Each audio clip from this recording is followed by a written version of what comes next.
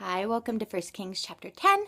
And this week has been really interesting and just put me in awe of God because He's really just brought conviction in places that I really obviously needed it. And I love that about God, how He's so able to just so gently speak to us and gently show us parts of our hearts that He wants to deal with. And it's not just pointing things out like, oh, you stink at this, but He gently wants to show us areas that we can trust Him because He wants to bring growth. And that is just a neat thing about Him.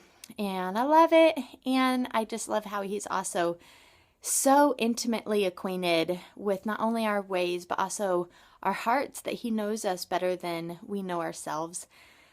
So basically, First Kings chapter 10, we meet the Queen of Sheba, who is really awesome. I would really like to meet her. I just would like to know her story and how she got to the place where she loves wisdom so much. And it takes a wise person to seek out wisdom. We read that all over in Proverbs. So it's just beautiful that she's able to recognize wisdom, that she seeks out Solomon, she meets with him. And when she sees wisdom, she recognizes that she's in awe of God. So the result of wisdom was her saying, "Your wisdom and your prosperity far exceed the report I heard."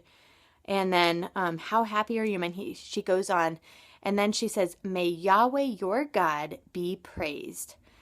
He delighted in you and put you on the throne of Israel because of the Lord's eternal love." And goes on that she's able to recognize that wisdom came from God alone and praises God as a result of wisdom. I just love that.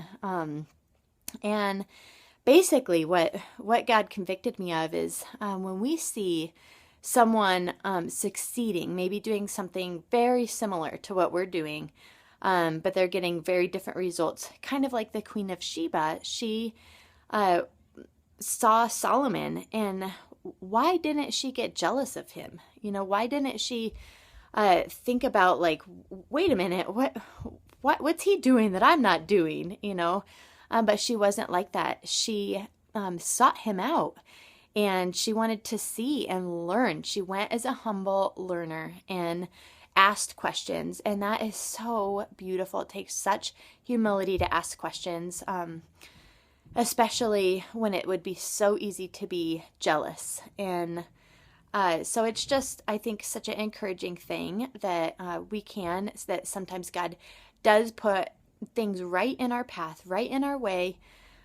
So we come to face, like, are we going to be jealous, and are we going to put up walls and have critical attitudes, or are we going to be seekers of truth, and are we going to be humble learners? And the result, if we are humble learners, the result is that God would be praised. So just think about what situations in your life God wants you to seek out truth, and maybe wants you to pursue people or situations just to learn more, to ask questions, because I think it could be glorified in big ways. All right, have a good week. Bye-bye.